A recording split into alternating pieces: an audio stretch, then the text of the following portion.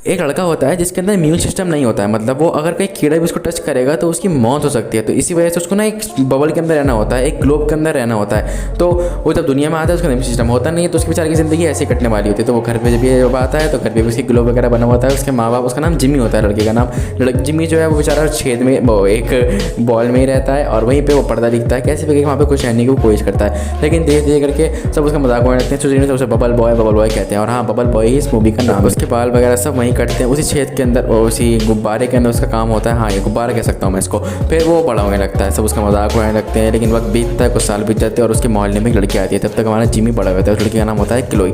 Chloe को वो देखने लगता है और क्लोई को देखते ही उसका कुछ ना कुछ होने लगता है। उसके अंदर मतलब बॉडी के अंदर चेंजेस आने लगते हैं। हाँ, वो उसके अंदर महसूस कर रहा होता है अपने अंदर पावर, है ना। तो फिर खैर क्लोई भी धीरे करके नोटिस करना चालू करती है और फिर वो क्लोई से मिलने अंदर आ ही जाती है कि हिम्मत करके, क्योंकि जिम्मी बहुत डरपोक था। लेकिन क्लोई के फ्रेंड से बताते हैं वो तो पागल है, वो एक गुब्बारे में रहता है तो कैसे हो सकता है। लेकिन क्लोई उसे फिर भी मिलने आती है और मिलने के बाद वो जिम्मी एकदम घबरा जाता है, क्योंकि उन्हें ज़िंदगी में कभी लड़की से बात की ही नहीं थी। तो वो भागने की कोशिश करता है, लेकिन क्लोई कहती है नहीं बहुत कंफर्टेबल से फील कराती है। और जिम्मी और क्लोई में जो है थोड़ी फ्रेंडशिप पहले ही मुलाकात में हो जाती है। उनका साथ बड़े चल रहा होता है, गिटार वगैरह सिखाती है। उसकी माँ को पसंद नहीं आता है कि वो क्या कर रहा है, लेकिन खैर उनका साथ चल रहा होता है कैसे करके। और फिर जो है एक दिन जिम्मी जो है क्लोई को किस करना चाहती है, क्लोई किस करना चाहती है, लेकिन उसे अंदर नहीं आने देता, क्योंकि उसको लगता है अगर अंदर आएगी तो मैं मारा जाऊँगा। इस वजह से क्लोई थोड़ी हो जाती है और वो एक नया बॉयफ्रेंड बनाती है जिसका नाम होता है मार्क। और वो उसे मिलाने आती है जिम्मी को। वो कहती है कि हमारी कुछ महीने बाद शादी है, जहाँ पे होगी वो शादी होगी नाइगेरा फॉल में।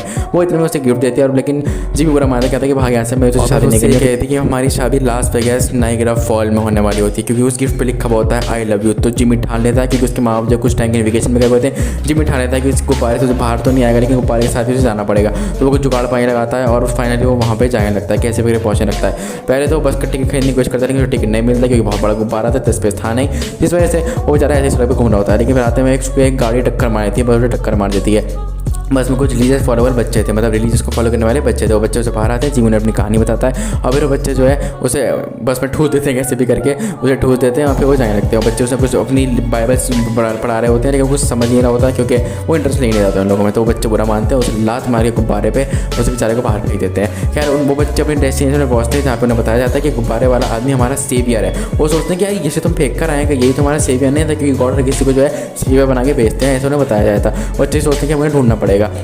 इतने में जिम्मी एक बूढ़े आदमी के पास आता है जिसकी गर्लफ्रेंड का नाम वाइल्ड फायर होता है। वो सब लव स्टोरी पर आता होता है। असल में जो वाइल्ड फायर ना वो जिम्मी की अम्मा ही है। वो बूढ़ा आदमी सोचता है कि चलो बच्चे की शादी करा दूँ, क्योंकि मेरी तो हुई नहीं है, क्योंकि शादी में सिर्फ 1-2 दिन ही बचे थे क्लोई की शादी में। तो वो सोचता है कि भाई जल्दी बाइक लेके चुरा के भाग जाता है, वो उनके बाइक लेके चुरा के भाग जाता है। लेकिन तभी जिम्मी के माँ बाप से टक्कर हो जाती है।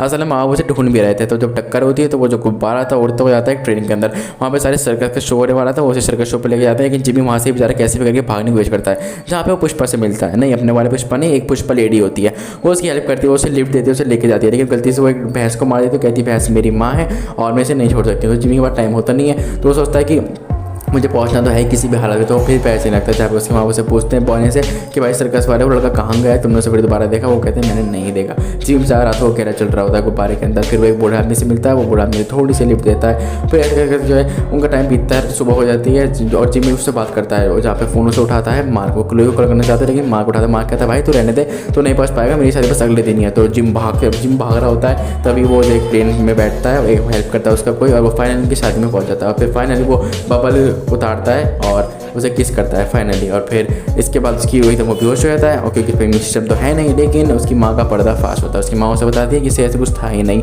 बस मैंने उसे दुनिया से प्रोटेक्ट करने के लिए बहाना बनाया था। उसकी बीमारी से 3 साल बाद ही ठीक हो गई थी। और फिर जिम्मी अपनी माँ को माफ़ करता है, क्योंकि ऐसे तो कुछ था ही नहीं, लेकिन अपनी माँ को माफ़ करता है। फिर इनकी फाइनली शादी होती है और फिर इस शादी के साथ ये फिल्म भी जो है हमारी ख़त्म होती है। तो आई होप आपकी वीडियो पसंद आई थी।